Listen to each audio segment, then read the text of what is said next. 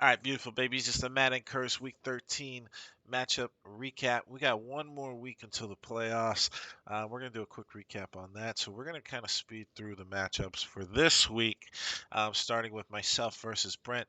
Number one in the league standing wise, and number one in points.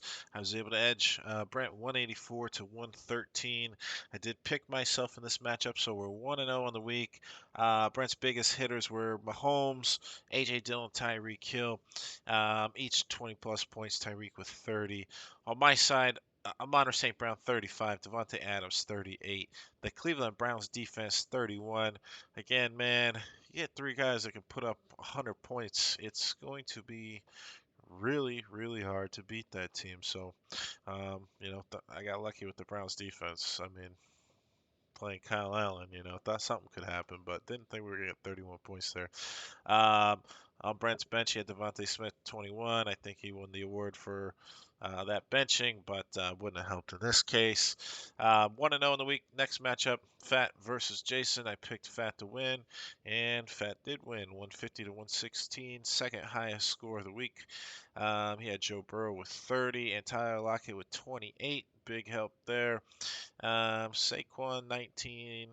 And let's see, on his bench, nothing really. On Jason's bench, on his side, actually, um, his high scorer, Terry McLaurin with 24. Jamar Chase, he's back, put up 17. On his bench, Cam Akers with 19 would have outscored any running back that he had, but wouldn't have helped him because he did get blown out a little bit. We're 2-0 in the matchups. Matchup number 3, Trent versus Jordan. Trent was my lock of the week. I said it. I said this is going to happen. Trent's going to win. And you know what? He didn't just win. He beat the brakes off of Jordan, 122 to 51. Now, Jordan did have Lamar Jackson get hurt.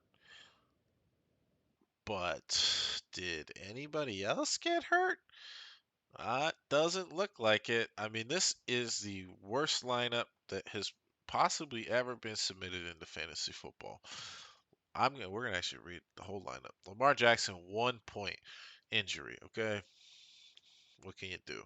Najee Harris, 10. Aaron Jones, 10. Michael Pittman, 3.6.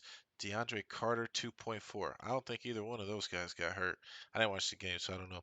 Pat F, 11. Kyron Williams, point 0.9. I don't know if he got hurt. I mean, I think he's just the backup.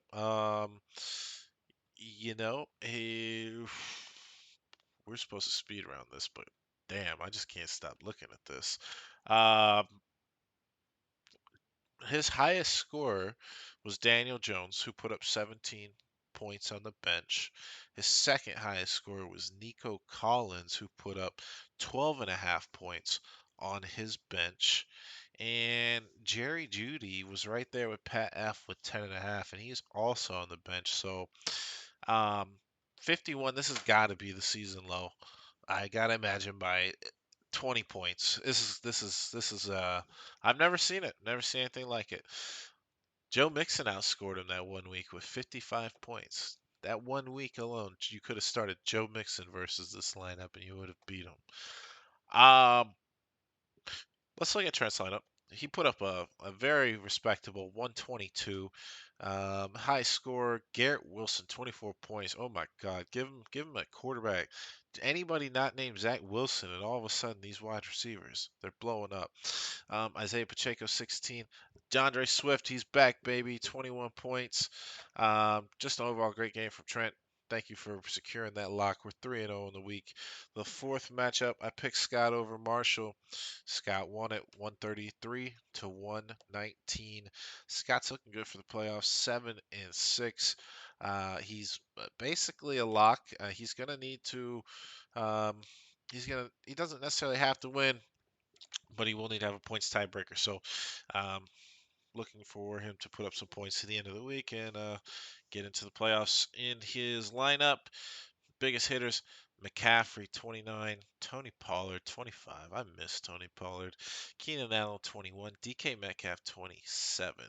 All that is amazing, considering Dawson Knox put up a 0 burger in his starting lineup. On Marshall's side, Jalen Hurts scored 34.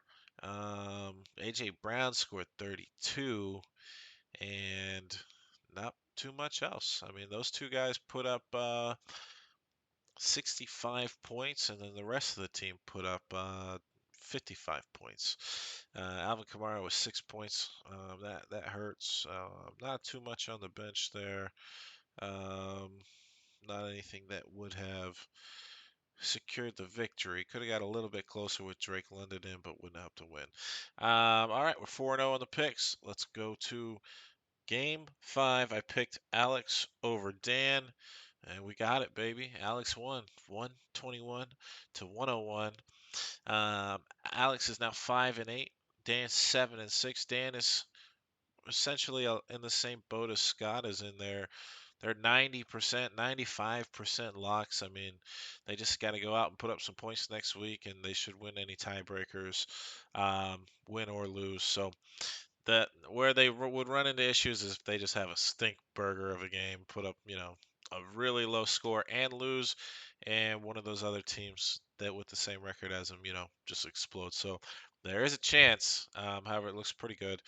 On Dan's side, he had CeeDee Lamb with 20, Justin Jefferson with 19. Not too much else. Kenneth Walker got hurt. Alex's team, Gino's been balling all year. 23 points. Christian Watts had 24 points. 19 from the Cowboys D. Look at that go. Alex is 5-8, still in position to win the Sacko. But I will say, out of the four guys in position there, he's got the least chance of. He's got the best odds of not winning it. He has the most points. It would be very difficult for him to lose to get that Sacko. Last matchup of the week. Frank versus JT. I picked JT to win, so of course Frank won 119 to 92. Frank's biggest hitters, let's see, we had 22 points from Stephon Diggs, 18 points from the Niners D, Mike White. Mike White alert, 17 points. JT's side, 18 and 18 from Herbert and Zeke, 14 from Lombardi Lenny. Not too much else in the lineup. Um, that was the last one. I went 5-1 this week with the lock. So dang it, JT, you messed up my second perfect week, but I'll own that one. So good week, fellas. Let's just quick look at the um, playoffs. As we mentioned, three teams are locked in for the playoffs. Fat and Brent, their records are so good, doesn't matter what happens. They're both going to get buys. There might be a flipping in the 1 and 2, but they're both in. They're both got buys. I'm going to be the 3 seed just because of the fact that I've got more points scored than anybody. So any tiebreaker, there's nobody that can finish with a better record than me outside of Fat and Brent. So we will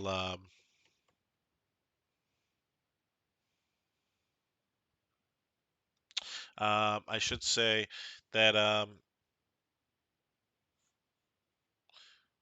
lost my train of thought here, boys. Give me 1 second here. All right, Fat and Brent, um, they're locked in at the 1 and 2. Scott and Dan can both finish with a better record than me. However, with the points that I've scored, I'll get in no matter what as, at worst the 6th seed because the guys fighting for that spot would have tied the same record as me and I'll have the same points. So that's where the three locks are in. And as I said, Scott and Dan are basically locks. They just need to go out and have a decent game next week, put up some points. Win or lose, they're probably in. And then the last one is the last couple guys with shots are um, um, JT and Jordan. Jason is up there with Scott and Dan as far as having a shot in there.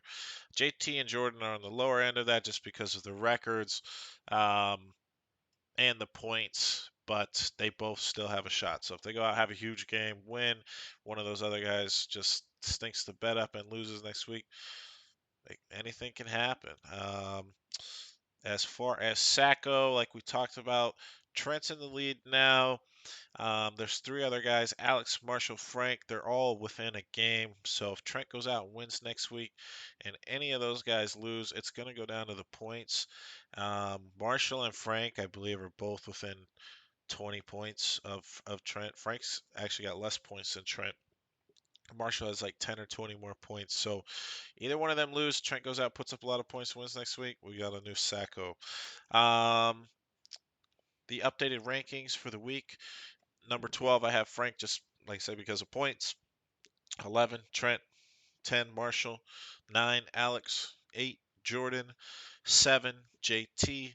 Jason, 6. Scott, 5. Dan, 4. Fat, 3. 2, Brent. And number 1, myself, which is, I'm just going back to take a look.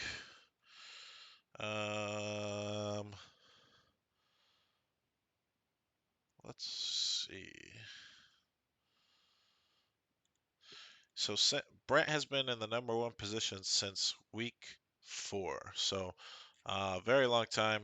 I put myself there not because of record, but obviously leading the league in points.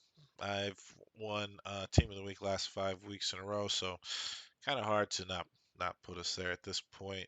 But we'll see. Anything can happen in the playoffs. So best of luck, everybody. We'll be back Thursday for just a quick recap on matchups and predictions. And y'all stay safe.